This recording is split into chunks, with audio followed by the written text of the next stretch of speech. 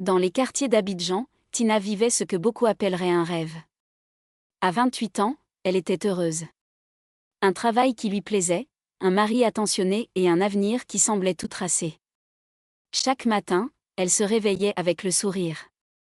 Issa, son mari, était un homme bon. Entrepreneur dans l'import-export, il gagnait bien sa vie et adorait Tina. Il était de ces maris qui pensent à leur femme, qui la chouchoutent et lui offrent des cadeaux qui font plaisir. Leur amour paraissait simple et sincère. Leur maison à 2 étages était leur petit paradis. Les week-ends, ils recevaient leurs amis, riaient aux éclats et semblaient former le couple parfait. Tina portait toujours de jolies robes, un mélange entre élégance et modernité qui la rendait rayonnante. Leur cercle social était soudé.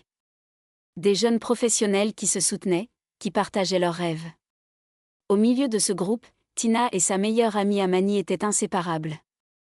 2 femmes qui se comprenaient, qui semblaient partager tous les secrets. Mais sous cette surface paisible, quelque chose de fragile commençait à bouger. De minuscules tensions, à peine perceptibles, s'infiltraient doucement.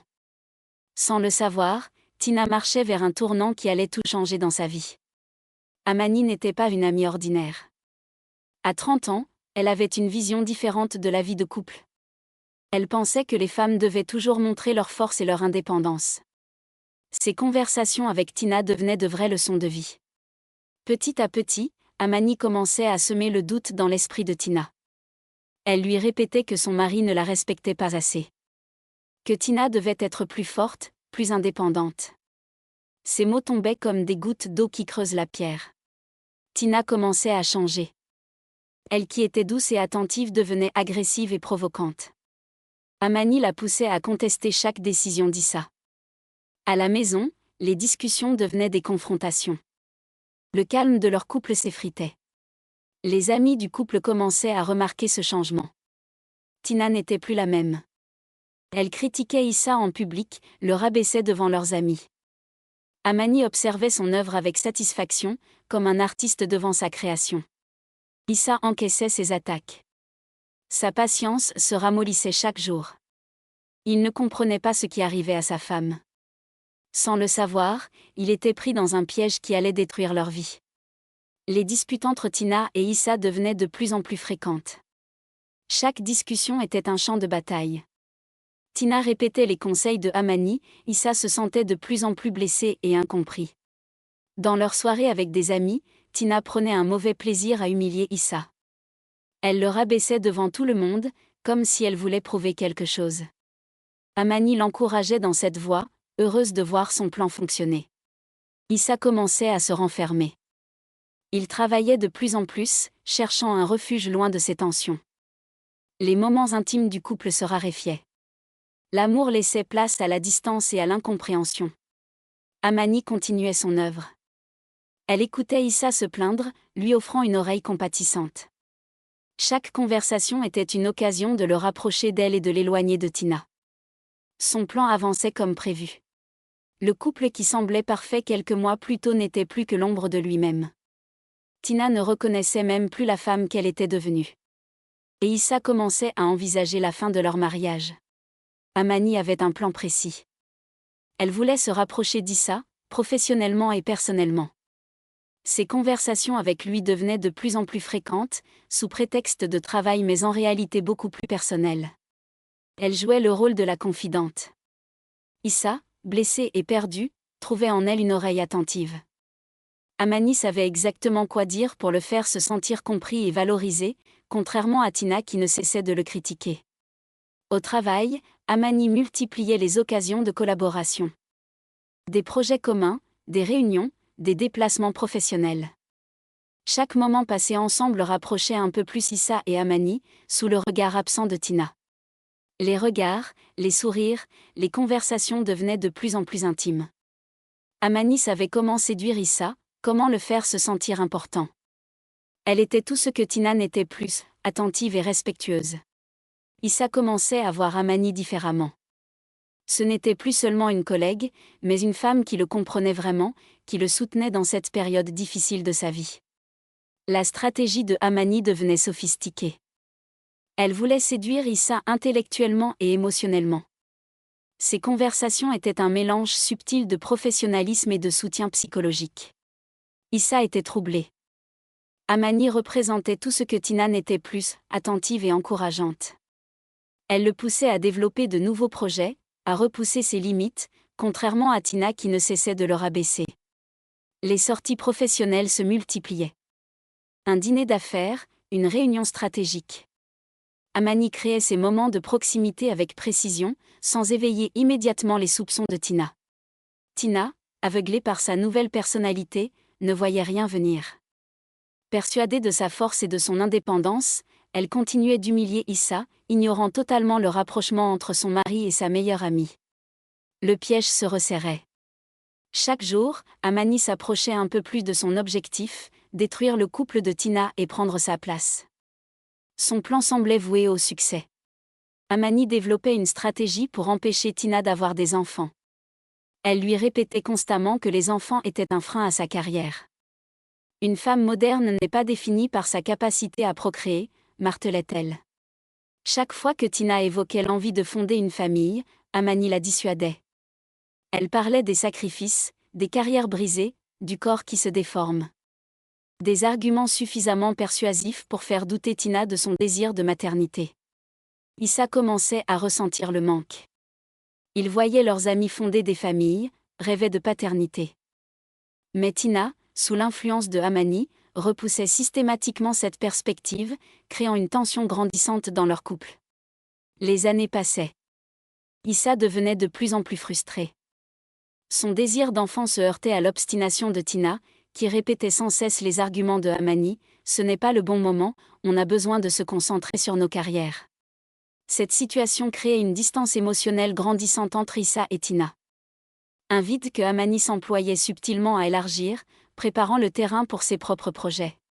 Issa commençait à se renfermer. Sa femme était devenue une étrangère, constamment sur la défensive. Il ne reconnaissait plus la femme douce et aimante qu'il avait épousée.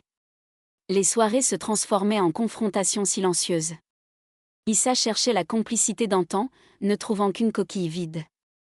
Tina, suivant les conseils de Amani, restait inflexible, ne laissant aucune place à la discussion. Amani jouait parfaitement son rôle de confidente. Elle écoutait Issa se plaindre, lui offrant une oreille compatissante tout en semant subtilement le doute sur son couple. Chaque conversation était une occasion de le rapprocher de lui. Le travail devenait pour Issa un refuge. Il multipliait les heures, les déplacements, trouvant en Amani une collaboratrice de plus en plus proche. Leurs interactions dépassaient le cadre professionnel. Tina ne voyait pas le danger. Persuadée de sa force, de son indépendance, elle ne remarquait pas l'érosion progressive de son couple, orchestrée avec une précision chirurgicale par Amani. Les disputes devenaient quotidiennes.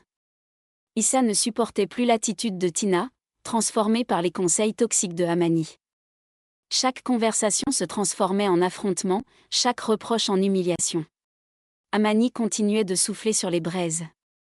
Elle encourageait Tina à être de plus en plus provocante, à ne rien lâcher. Issa encaissait, mais sa patience avait des limites. Au travail, Amani se rapprochait d'Issa. Toujours disponible, toujours compréhensive, elle devenait son refuge émotionnel. Les déjeuners professionnels se multipliaient, les conversations devenaient plus personnelles. Tina commençait à sentir une distance s'installer. Mais au lieu de chercher à comprendre, elle redoublait d'agressivité, persuadée d'avoir raison, suivant à la lettre les conseils destructeurs de Amani. Issa commençait à envisager la séparation. L'amour avait laissé place à la lassitude, à l'incompréhension.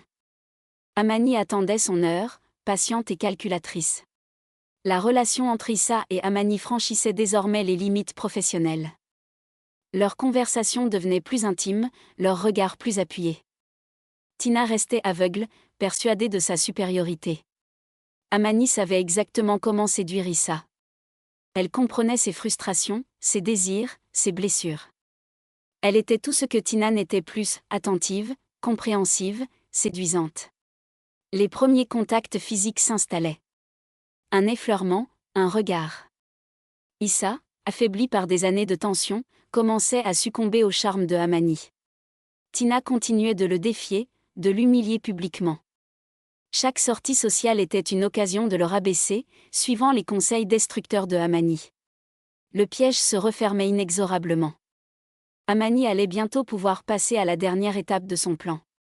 La découverte de la grossesse de Amani fut un choc total. Non seulement elle était enceinte d'Issa, mais cette grossesse allait tout faire basculer. Tina comprenait enfin l'étendue de la trahison. Issa demanda immédiatement le divorce. La grossesse de Amani était la goutte d'eau qui faisait déborder le vase. Toutes ces années de tension, d'humiliation, trouvaient leur point final dans ce ventre qui portait son enfant. Amani avait réussi son plan. Elle allait épouser Issa, porter son enfant, prendre la place de Tina. La trahison était complète, méthodique, implacable. Tina réalisait le prix de sa confiance aveugle. Avoir suivi les conseils toxiques de Amani l'avait conduite à cette catastrophe personnelle. Le procès en divorce fut brutal. Issa détaillait comment Tina était devenue méconnaissable. Les amis communs étaient choqués par cette métamorphose. Amani, enceinte, jouait parfaitement son rôle de victime. Elle apparaissait comme celle qui avait sauvé Issa d'une relation toxique. Son ventre rond symbolisait un nouveau départ. Tina se retrouvait complètement isolée. Sa carrière en pâtissait, son réseau social s'amincissait. Les conseils de Amani l'avaient transformée en une femme que personne ne reconnaissait plus. Les détails de leur séparation devinrent un sujet de commérage. Chaque détail était disséqué, commenté.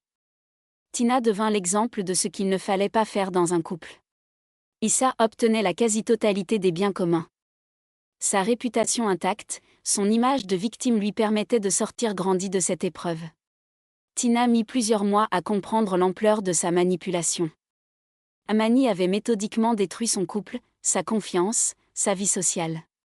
Elle commença un travail personnel de reconstruction. Thérapie, remise en question, analyse de ses comportements. Comprendre sa manipulation devint son combat intérieur. Sa carrière fut son premier terrain de reconstruction. Elle prouva qu'elle était bien plus que cette femme que Amani avait décrite. Ses talents professionnels reprirent le dessus. Les leçons de cette trahison devinrent son bouclier. Elle apprit à être méfiante sans être agressive, forte sans être provocatrice. Petit à petit, Tina se reconstruisit. Pas comme la femme qu'elle était avant, mais comme une version plus forte, plus lucide d'elle-même. Devenue coach, elle accompagnait désormais des femmes à travers leurs défis personnels. Son histoire devenait un avertissement: en amour, la prudence est de mise. Ne jamais tout dire, ne jamais tout montrer.